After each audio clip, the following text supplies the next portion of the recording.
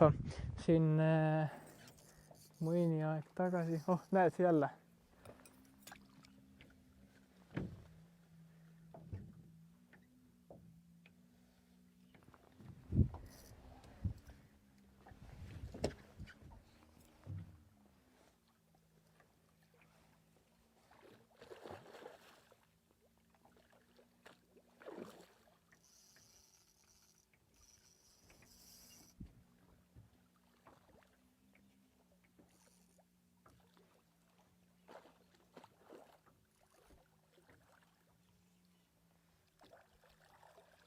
No, see on täitsa normaalne mõõduskala. Näitan ta lähemalt ka.